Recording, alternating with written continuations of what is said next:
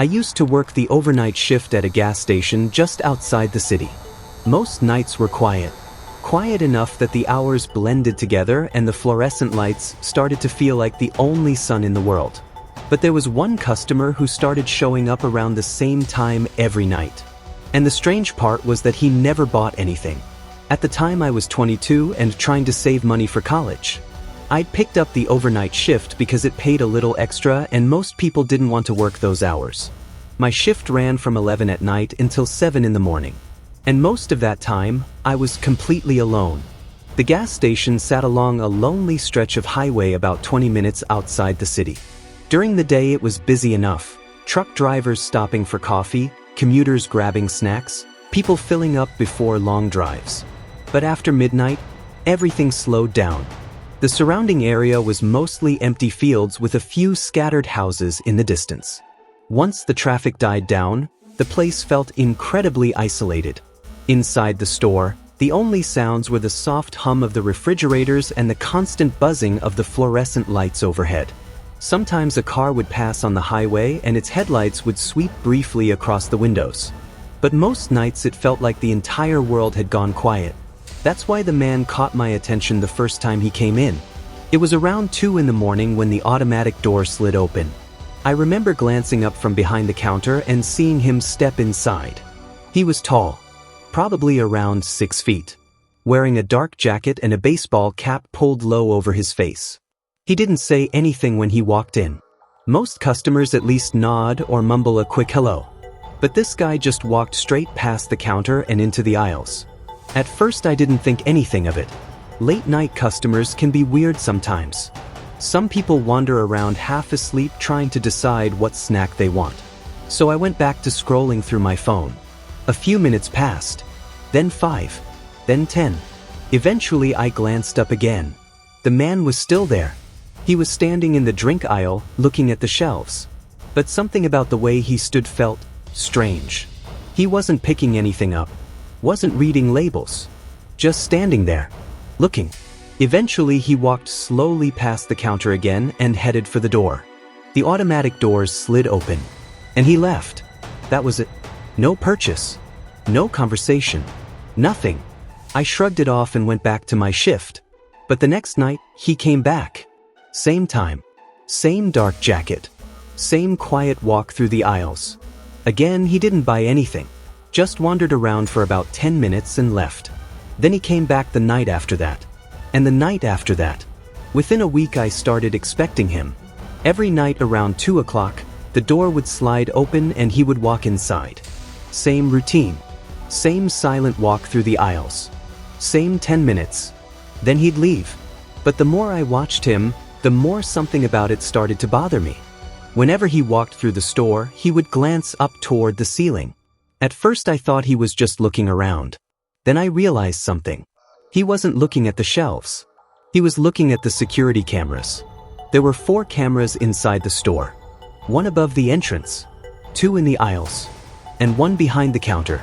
Each time he came in, his eyes would move from one camera to the next, like he was checking where they were pointing.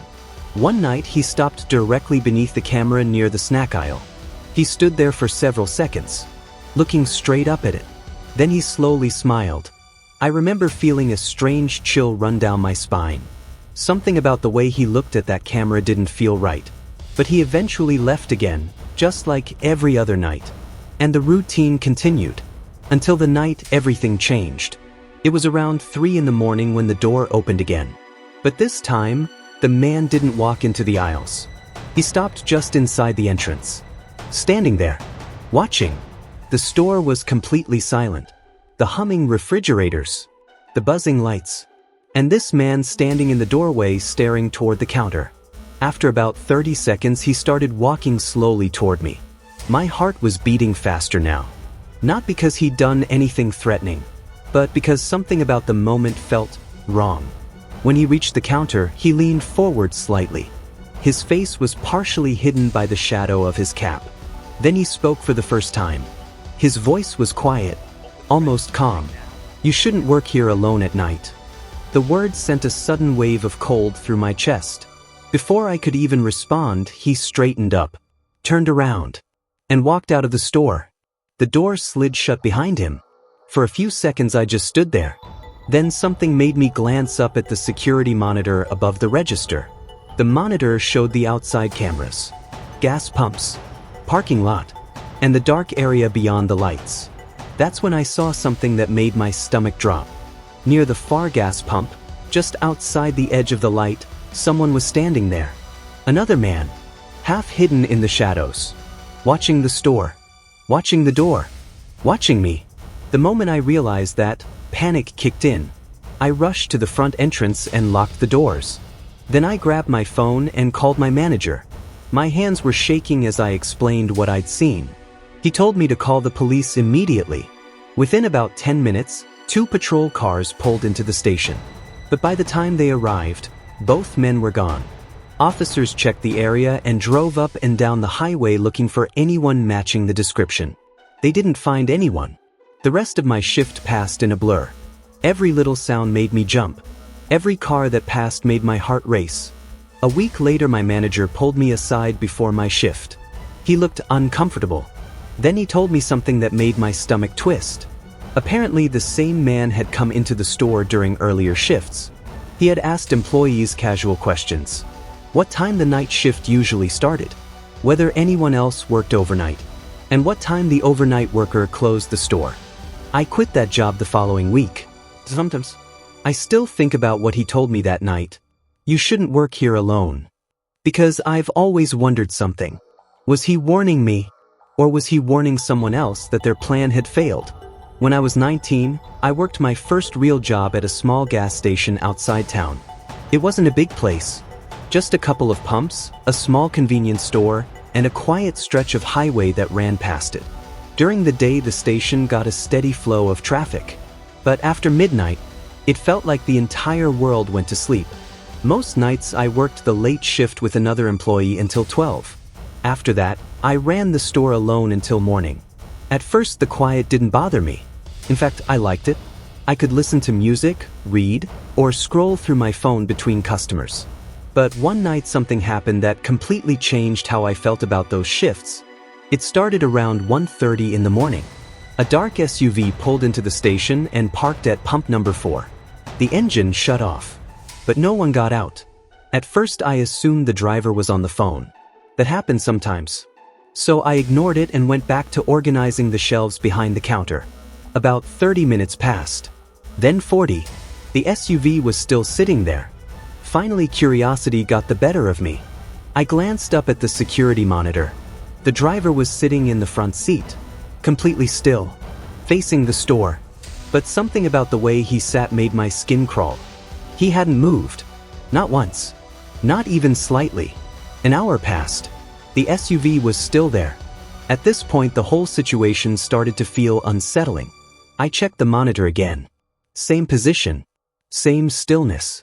The driver was just sitting there, staring toward the store.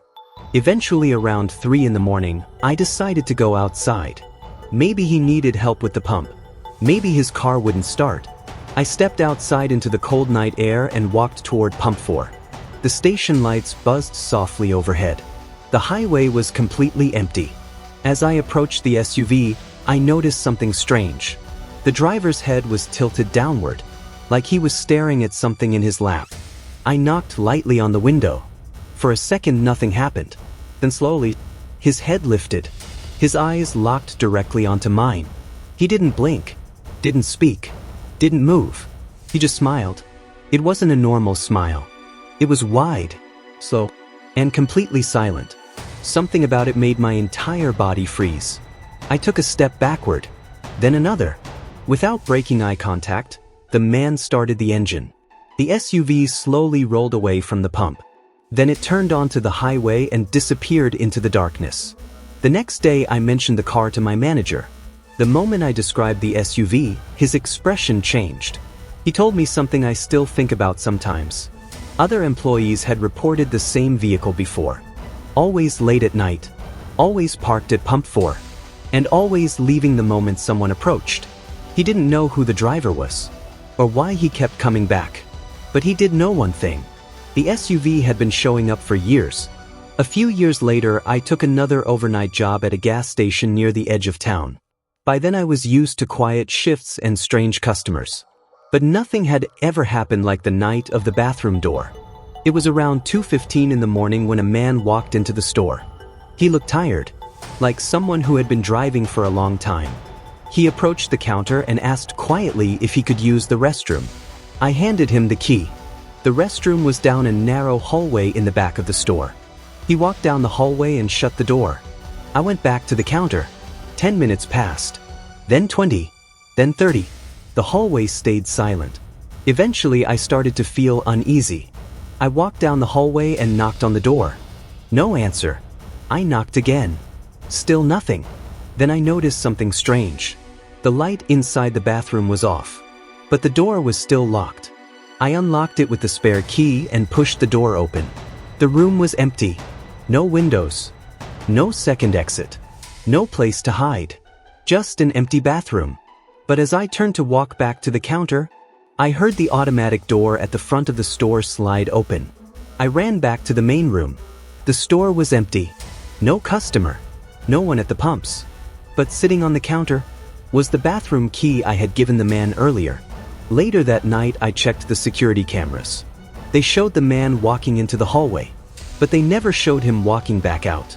And sometimes I still think about that moment, because I know one thing for sure. If he didn't leave through the hallway, then he had to leave through the store. Which means, at some point that night, he walked right past me, and I never saw him. If you enjoy true horror stories like these, make sure to subscribe to Midnight Scary Stories for more disturbing encounters every week. And if one of these stories gave you chills, let me know in the comments. Which story creeped you out the most tonight? And remember, some of the scariest stories don't come from haunted houses or abandoned forests. Sometimes they happen in places that seem completely ordinary. Places you visit every day. Places like a quiet gas station in the middle of the night.